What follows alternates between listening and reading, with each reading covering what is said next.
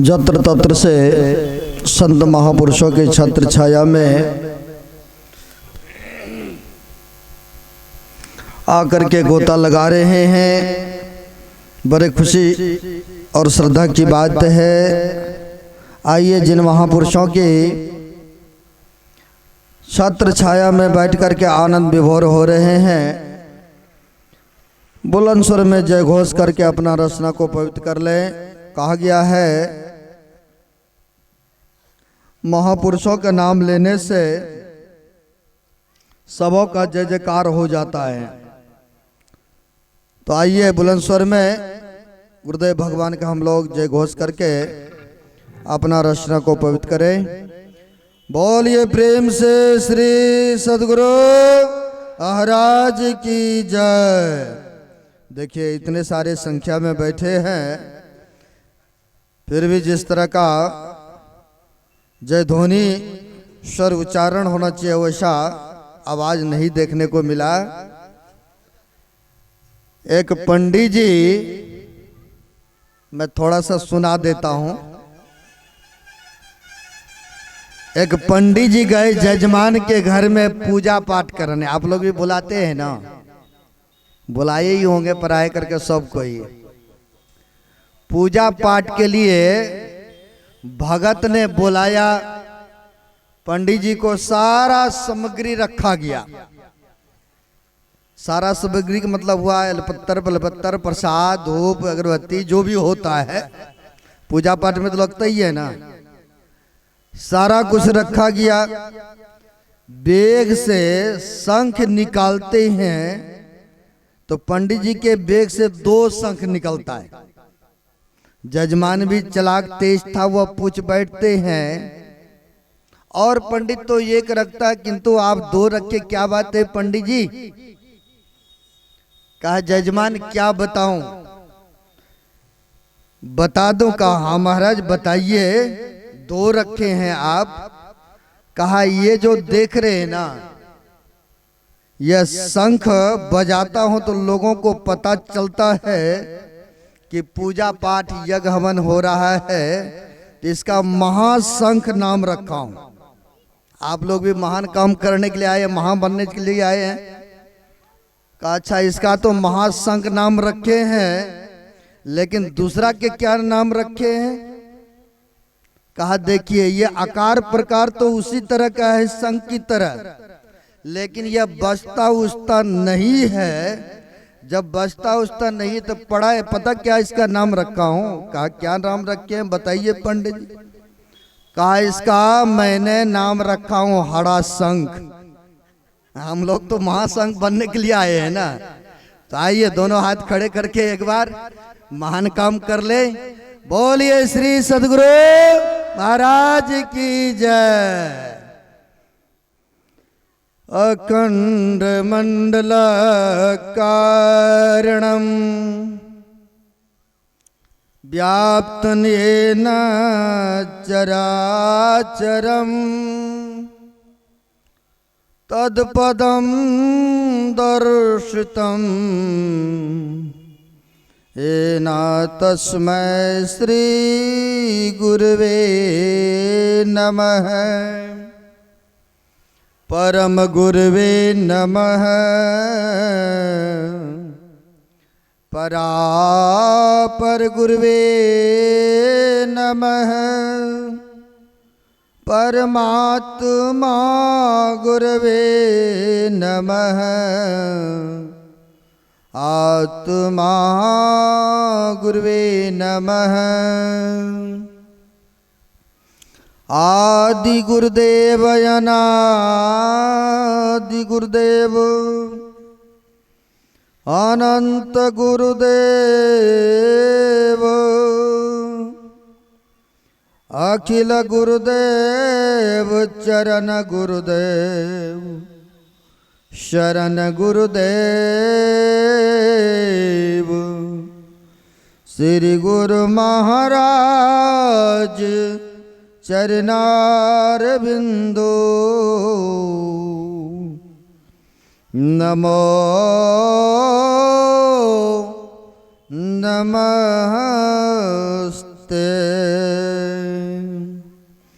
मेरा मुझ में कुछ नहीं, जो कुछ है गुरु तोर। तेरा तुझको शोपता, क्या लागत है गुरुमोर। प्रातः स्मरणीय श्री भूषित परमाराध्य संसद गुरु महाराज, जो जन जन में कण कण में व्याप्त है, ऐसे महापुरुष, सर्वव्यापक, जग उद्धारक, जग कल्याणकारक, ऐसे महापुरुषों के पाद पद्मों में असंख्य असंख्य बार नमन है। तीर्थों को भी पावन पवित्र करने वाले मंचस्थ पूज्य साधु चरण, उपस्थित सदगुरु के शत भक्तगण, जो मानव शरीर का कर्तव्य है वह कर्म करने हेतु जत्र तत्र से संत महापुरुषों के छत्र छाया में आकर के पधारे हुए हैं, बड़े ही भाग्यशाली हैं और पुण्यात्मा हैं। अभी हम आप पाठ के क्रम में सुन रहे थे नाम के संबंध में, नाम के महिमा के बारे में। साधक नाम जपे लो लाई, यानी जो साधन करने वाला व्यक्ति है, जो चाहते हैं कुछ प्राप्त करने के लिए अपने अंदर में, कहते हैं जो गुरु ने मंत्र दिया है, श्रद्धा और विश्वास के साथ उसे जप करना होगा। अगर गुरु के बताए अनुसार श्रद्धा और प्रेम के साथ व्यक्ति नाम जप सुमरण करते हैं, जो गुरु बता दिया है, विश्वास है, तो कहते हैं व्यक्ति को गुरु के वचन पर विश्वास है तो उससे भी लाभ हो जाते हैं। तो नाम जपने के संबंध में एक ध्वन्यात्मक नाम है, दूसरी वर्णात्मक नाम है। लेकिन वर्णात्मक नाम को तो हम लोग जपते हैं, जो गुरु ने बता दिया है जप करने के लिए। एक नाम का जप करने की विधि और प्रक्रिया कहा, इस मंत्र के द्वारा जप जो करते हैं साधक या साधिका गण, तो हमारे आराध्य देव कहने की कृपा किए हैं, उनका अंतःकरण पवित्र हो जाते हैं। अंतःकरण पवित्र हो जाते हैं, गुरुदेव कहने की कृपा किए हैं। धर गर्दन मस्तक सीध साध, आसन आसन है, बैठ के चकुमुख इष्ट मानस जब ध्यान है, अब प्रेम नेम सो जपत जपत मन शुद्ध हो, अरे हारे में ही और आगे को कहो सुनो चित देकर। गुरुदेव की वाणी है।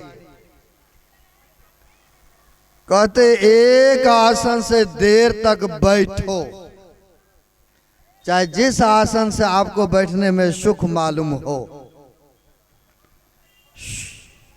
सुखद आसन है, पद्मासन है, वज्रासन है, मुर्दासन है, यानी जिस आसन से आपको बैठने में आसान हो, अच्छा लगे, देर तक आप बैठ सकते हैं, तो उस आसन से साधक या साधिका को बैठना चाहिए। अब बैठने के लिए जैसे तैसे जगह पर नहीं, अब जहीं तहीं बैठ गए, अब बच्चा उस पर भोजन कर रहा है, खेल कूद रहा है, अब उसी पर बैठ करके ध्यान करने लग जाएंगे तो ध्यान में मन लगेगा? यानी पवित्र काम करने के लिए पवित्र स्थान होना चाहिए, पवित्र आसन होना चाहिए, पवित्र आसन होना चाहिए, है ना? आप कहेंगे ऐसा होता है? हम कहते हैं दूध रखते हैं, और दूध रखने के लिए भी पवित्र बर्तन की आवश्यकता होती है। अगर गंदे संदे में रखेंगे तो दूध खराब ना हो जाएगा? यानी बाहर के वस्तु रखने के लिए भी पवित्रता की आवश्यकता होती है। और परमात्मा परमपिता परमात्मा को प्राप्त करना चाहते हैं, उनके आनंद लेना चाहते हैं, तो जैसे तो संभव नहीं है ना। यानी पवित्र आसन होना चाहिए, चाहे कम्बल का हो, चाहे कुछ के हो, चाहे बोड़े क्यों ना हो, धो के रख दिए, पूजा पाठ किए और उसके समेट के फिर से रख दिए। यानी पवित्र काम करने के लिए एक आसन चाहिए हर एक व्यक्ति को। आप दूसरे संप्रदाय में जाके देखिए, भगवान बुद्ध के अभी हम लोग गया भी गए थे सत्संग करने, उधर मन में हुआ भगवान बुद्ध के तपोस्थली है, चलो थोड़ा घूम करके भी आते हैं, देख करके संतों महापुरुषों की स्थली है। तो हम लोगों के भारत के आदमी तो बहुत कम बुद्ध में यानी बौद्ध भिक्षु में अग्रसर है या उनकी धर्म को कबूल किया, लेकिन भूटान, जर्मनी, चाइना, नेपाल के बहुत आदमी भरा पड़ा था। हमारे भारतीय आदमी बहुत कम देखने को मिला हुआ, या आप लोग गए होंगे तो देखे होंगे। लेकिन वहां के लोगों को देखा, एक आसन बनाया है और उसी पर बैठ करके पूजा पाठ, प्रत्येक जो वहां पर साधक या साधिका गण थे वो उसी आसन पर बैठ करके जप सुमरन कर रहे थे।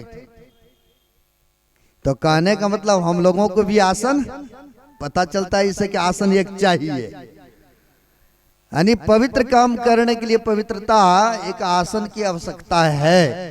अब जैसे जैसे दूसरे तीसरे के आसन पर बैठ गए हैं, वो भी बात नहीं बनेगा।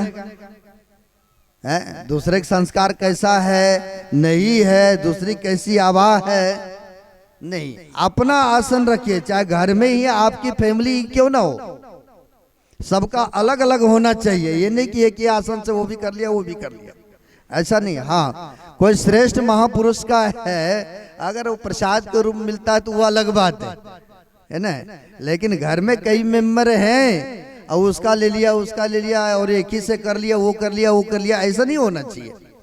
सबका अलग अलग होना चाहिए, है ना। और कहते हैं पवित्र स्थान होना चाहिए। और रामकृष्ण परमहंस जी महाराज ने तो कहा वन में, मन में, कोने में ध्यान करना चाहिए। पढ़े होंगे सत्संग योग में। तो कहते हैं पवित्र स्थान भी होना चाहिए पूजा पाठ के लिए। तो कहते हैं धर गर्दन मस्तक सीध साध, एक आसन से देर तक बैठिए। जैसे भगवान महावीर के बारे में सुने होंगे, भगवान महावीर जब बैठे ध्यान में, जप में बैठे तो उनकी समाधि लग गई। और जब समाधि लग गए, वर्षा पड़े, धूप हो या सर्दी गर्मी, शरीर के सारा वस्त्र उनके गल गए, लेकिन ध्यान पर बैठे मगन रहे। देखिए ऐसे संत थे। लेकिन कहते हैं हम लोगों को जिस आसन से हो देर तक बैठने की आदत होना चाहिए। और कहते हैं शरीर को हिलडोल नहीं करना है, कपड़ा से ढक लीजिए, मच्छरदानी के अंदर में आ जाइए, उनमें बैठिए। अब बैठ भी गए आसन लगा करके, फिर करना क्या है? नाम के समन सुने हैं अभी महिमा। प्रेम नेम सो जपत जपत मन शुद्ध हो। प्रेम और श्रद्धा के साथ गुरु ने जो मंत्र दिया है वह मंत्र का जप कीजिए। और जब भी 3 तरह के होते हैं, कबीर साहब ने तो कहा श्वास श्वास में नाम सुमर ले, को जाने कल की जगत में खबर नहीं पल की। उन्होंने श्वास श्वास में भी नाम जप करने के लिए विधि क्रिया बताए। और हमारे गुरुदेव तो कहते हैं पदावली में, हरदम रटो कबहू न हटो, और तुम्हें छेड़ेगा नहीं काल। जो हर वक्त रटते हैं गुरु मंत्र को, जपते हैं, तो कहते काल भी कुछ बिगाड़ नहीं सकते हैं। और दूसरे जगह गुरु महाराज लिखते हैं, सर्व क्षण गुरु मन जो में ही रहे हो, निश्चय निर्वाण होए, संत सब कहे हो। ये गुरु महाराज की वाणी है, सब संतों का कहना है। जो सर्व क्षण यानी हर वक्त मंत्र को जपते हैं तो निश्चित ही निर्वाण उनको, यानी निर्वाण का मतलब मोक्ष को पा लेना, मुक्ति को प्राप्त कर लेना, जन्म मरण के दुखों से सदा के लिए छूट जाना। तो गुरु महाराज कहते हैं सर्व क्षण यानी हर वक्त वैसा लौ लगा करके अपने आप को रखना चाहिए, है ना। तो हम बता रहे थे 3 तरह के जप होता है। एक होता है वाचिक जप। वाचिक जप उसको कहते हैं, जैसे आप लोग कभी मौका लगा होगा, हरिद्वार या वृंदावन या मथुरा कहीं गए होंगे, काशी, तो देखे होंगे हाथ में सुमरनी माला होता है, 109 दाने की माला होती। अब बहुत आदमी ऐसा है जो कि हाथ से माला फेर रहे हैं, जिनको जो मंत्र मिला है बोल भी रहे, जप भी रहे, है ना। लेकिन महापुरुष बताते, हमारे गुरुदेव कहते हैं, वाचिक जप से कई गुना लाभ, कई गुना विशेष फायदा उपांशु जप करने में होता है।